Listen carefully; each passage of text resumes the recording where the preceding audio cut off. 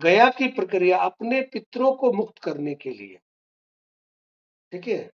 ऐसे पितर मुक्त नहीं होते। अगर आपके 3 पीढ़ी के पितर एक जगह हैं, ठीक है, 3 जनरेशन के, तो ये समझ लीजिए भूचाल मचा रहेगा। समझे, संतान को लेकर बाधा, या तो संतान ही गड़बड़ हो जाएगी, समझे, तो किसी किसी रास्ते पे चला गया। और एक पितर जरूर रहता है, तो मुक्त कराने जाओगे तो भी एक पितर जरूर रहेगा, एक पितर नहीं रहेगा तो कुल नष्ट होगा। अब पितर क्या है? पितर है, लोग जो हैं जन्म लेते हैं रिसाइकल होते हैं, तो कुछ लोग रिसाइकल नहीं होते, दैट्स द पित्र। उनके पास एस्ट्रल बॉडी होती है, सिर्फ एस्ट्रल बॉडी होती है, सूक्ष्म शरीर होता है। कहिए आप इंग्लिश की फिजिक्स की भाषा में सिर्फ डेटा होता है, सिर्फ डेटा, पास्ट का डेटा। और डेटा को क्या चाहिए? डिवोर्स चाहिए। तो वो रिसाइकल हो जाते हैं तो पितृ मुक्त हो गए। और मुक्ति का क्या मतलब? अब आपको अगर अपने पितृ मुक्त कराने हैं, समझिए जिस जहां आप बहू बन के आए वहां पे मुक्त कराए। अब वहां नहीं करा सकते, आप वहां पहले करा सकते, अब नहीं करा सकते। अब आपकी रेस्पॉन्सिबिलिटी से बाहर की बात होगी, आप लाइबल नहीं रहे उसके। अब इनके पितृ मुक्त कराने हैं तो कैसे करा?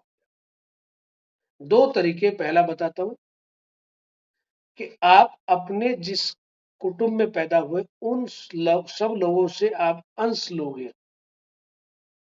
अंश के रूप में धन भी हो सकता है, अंश के रूप में एक मुट्ठी चावल भी हो सकते हैं। और आप उनके सामने कहोगे कि भाई मैं जो हूं अपने पितरों की मुक्ति के लिए साधना करता हूं, अनुष्ठान करता हूं। और उसको लेकर आप इकट्ठा करके अपना आप जाओ। कहां जाओगे? गया जी। गया जी ही क्यों जाते हैं? सोचने की बात।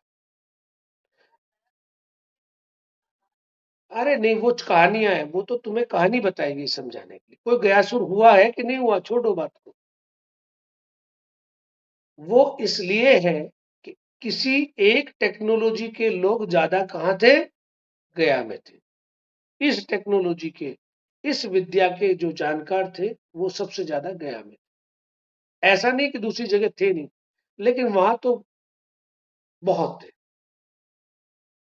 वही चीज आज हरिद्वार में भी कोई कर सकता है, तुम्हारे गांव में भी कर सकता है। अब वहां पहुंच गए। पहुंचने के बाद आपने एक पंडित को नियुक्त किया। अब पंडित क्यों? क्योंकि पंडित आपकी सिर्फ हेल्प करेगा, मार्गदर्शन करेगा, किस तरह से ये आपने करना है, ये अनुष्ठान किस तरह से। आप संकल्प लेंगे, ठीक। अगर अगर आपको पता है, आप उस चीज को सीख लेते हैं, तो पंडित की भी जरूरत नहीं है आपको। पंडित थोड़ी आपके पितरों को मुक्त करेगा, आप खुद करो। आप उस अनुष्ठान को शुरू करते हुए ये संकल्प लोगे, ये कमिटमेंट दोगे कि मैं अपने सारे पितरों की मुक्ति के लिए अनुष्ठान करता हूं, और आज के बाद मैं ही इस कुल का पितृ हूं। आप जीवित पितृ रहेंगे। लेकिन फिर उसके बाद आप वहां से यात्रा करके आप अपने घर नहीं आएंगे।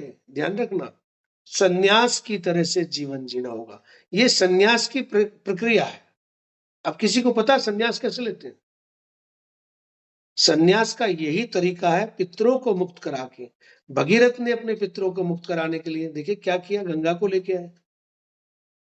आप सोचते हैं सारी चीजें हो जाएं, हाँ, तो आपने संकल्प लिया, अब आपको घर में नहीं, कोई संतान नहीं है, आपने आपने 12 साल तक तो आना ही नहीं है वहां पर।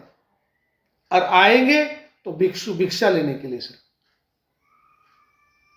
तो भिक्षु का जीवन जीना। अब आप वानप्रस्थ से ऊपर हो गए, अब आप संन्यास्त हो गए, अब सन्यासी का जीवन है। अब जीवन पर्यंत आप जो है जीवित पितृ हैं। बताइए कितने लोग हैं इसको कर सकते हैं? तो लोग जो चीजें कराते हैं पंडित के साथ बैठ के, उसको कहते हैं पितृ शांति, पितृ शांति का मतलब है बच्चे को खिलौना दे दिया, बच्चा नाराज था, खिलौना दे दिया, कितनी देर वो खिलौने से खेलेगा भैया? 1-2 दिन में ऊब जाएगा, 10 दिन में तोड़ के फेंक देगा उसको, फिर वो ऐसे ही नाराज होगा। तो पितृ शांति और पितृ मुक्ति दोनों अलग है। और एक होती है अल्टीमेट मुक्ति, जिसको मोक्ष कहते हैं। हाँ, नहीं, ये गलत धारणा है। इसका मतलब वो दोबारा जन्म ही नहीं लेगा। इसका मतलब तो वो उसके ऊपर एक खास तरह की टर्म्स कंडीशन लागू हो गई। नहीं, उसको फिजिकल बॉडी की जरूरत ही नहीं होती। 5 तरह के हमारे शरीर हैं, ठीक है। पहला है अन्नमय कोश, फिजिकल बॉडी। दूसरा है मनोमय कोश, जो मन के द्वारा चलता है, इसको एस्ट्रल बॉडी कहते हैं। हाँ, साइकोसोमेटिक भी कहते हैं इसको साइकोलॉजी में।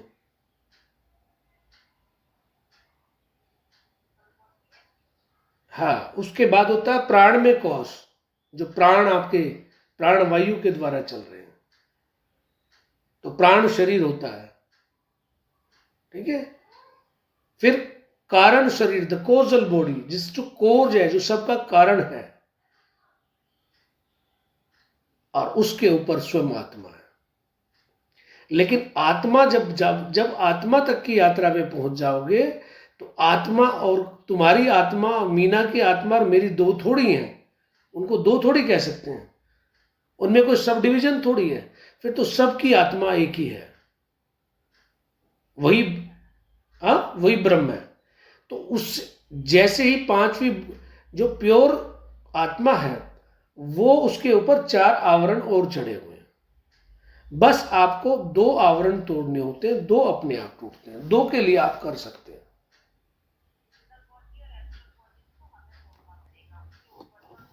बिल्कुल, क्योंकि फिजिकल बॉडी चली जाती है, एस्ट्रल बॉडी रह जाती है, एस्ट्रल बॉडी दूसरा शरीर लेती है। उसमें डेटा आपका जो ना डेटा, जन्मों का डेटा, वो केतु जिसे कहते हैं, केतु कुछ है थोड़ी। केतु आपकी कोड है, वो सिल्वर कोड है, जिसके द्वारा आपका सारा डेटा फिर से नई बॉडी में आ जाता है।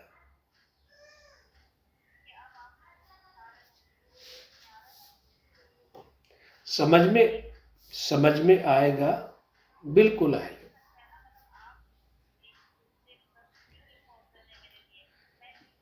जब तक तुम ये देखिए, कोई भी ग्रह मुक्त नहीं करता है, ध्यान रखना।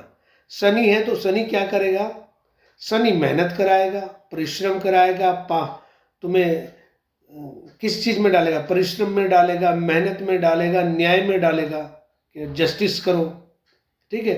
शुक्र है दुनिया के जितना भी मैटर है, जितना भी मेटेरियलिस्टिक वर्ड है, पूरी हर चीज तो हर चीज तो मैटर ही है, उसमें डालेगा, समझे? तो हाँ, तो उससे ऊंची स्थिति है गुरु की, लेकिन गुरु भी मुक्त नहीं करता, मुक्त करता है केतु। एक ही ग्रह है जो मुक्त करता है, अल्टीमेट फ्रीडम की तरफ ले जाता है। इसीलिए सारे ग्रहों में सर्वोत्तम जो स्थान है वो केतु का है। और केतु कौन? केतु को क्यों है ऐसा वरदान? क्योंकि वो विष्णु के चरणों में है।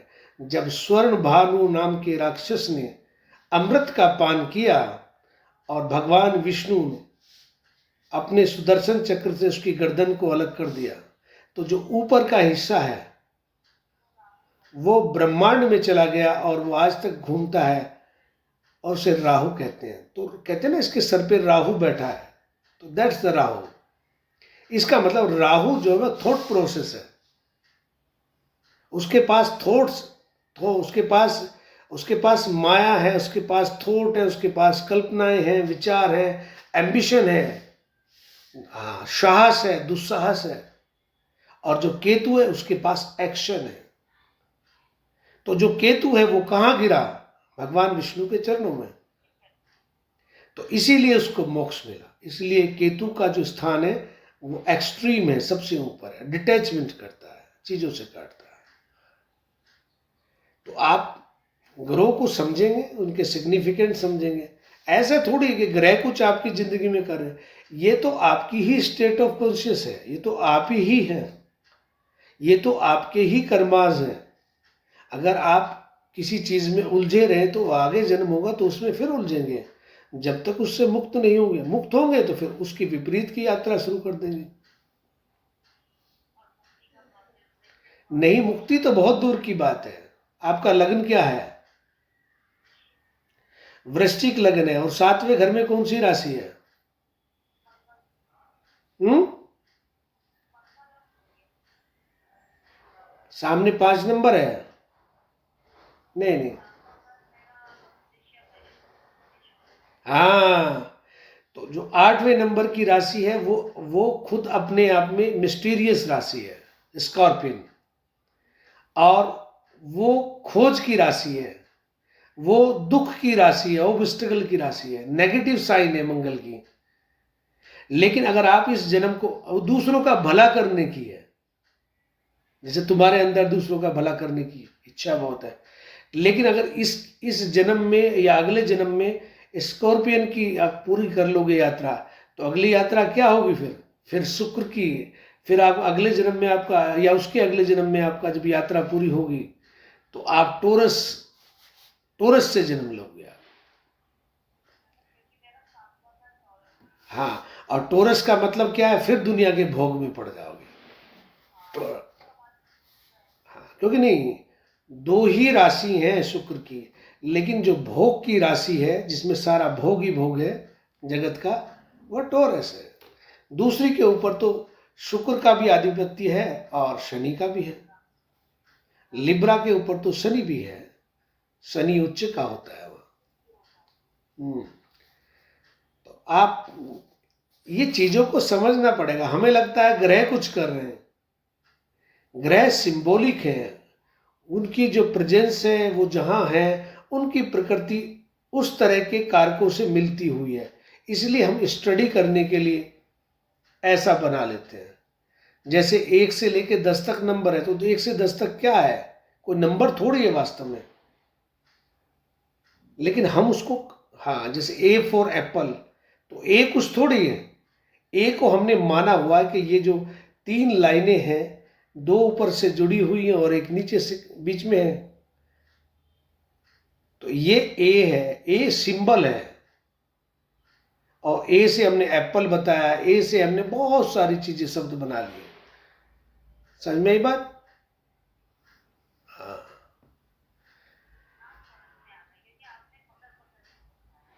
तो इसलिए ना टाइम खोटा नहीं करो अपना, ठीक है? इन्हीं बातों में जहां खड़े हो वही मत खड़े रहो, आगे की यात्रा शुरू करो, एक कदम आगे। और आगे क्या है वो भी मत चिंता करो, सेल्फ एनालाइज करो। 8वां घर जब भी जिसका एक्टिव रहता है उसका काम है आत्म विश्लेषण करने का, ठीक है? कि कहाँ जो गुजरे समय में कहाँ क्यों कैसे हुआ। दूसरों के ऊपर मत थोपो सारी बातें। अगर किसी व्यक्ति के साथ 20 साल से जी रहे हो तो उसमें तो जीने में कुछ आपके भी तो स्वार्थ हो गए। यह सारा का सारा उसी का कारण था। कभी बोलती मेरी माँ, ये कभी आपने कहा मेरी माँ, मेरे परिवार के लोग क्या कहें, तो वो भी एक कारण बन गया। बहुत सारी चीजें होती हैं, तब जाके व्यक्ति एक परिस्थिति में रहता है, और जिसको ट्रांसफॉर्म करना है वो बदल देता है। बोला ये कुछ नहीं है, इसकी किसी की यूटिलिटी नहीं है, जिसकी यूटिलिटी नहीं उसको साइड कर देता है। क्योंकि 8वां घर डिस्ट्रॉय करता है। जब 8वां घर एक्टिव होगा चीजों को डिस्ट्रॉय करेगा। क्यों? क्योंकि तुम्हें लगता है उनकी यूटिलिटी है, तुम्हें तुम्हारी अपनी समझ है, अस्तित्व को ऐसा नहीं लगता, तो तुम्हारे कचरे को साफ करने के लिए आता, तोड़ने के लिए आता। तुम्हारा शरीर जब इस लायक नहीं रहेगा कि जीवन को आगे बढ़ा जा सके, इतनी शरीर के अंदर व्याधि होगी, इतनी समस्याएं होगी, तो उस समय मृत्यु होती है। 8वां घर है और 12वां मुक्ति है, तो 8वें और 12वें का कॉम्बिनेशन खड़ा हो जाता है और मुक्त हो जाता है। उस शरीर का आप क्या करेंगे? डॉक्टर ही कह देते ना कि भाई ले जाओ, इसकी सेवा कर लो। अब वो बोलता ही नहीं है, पता है आदमी कोमा में चला गया।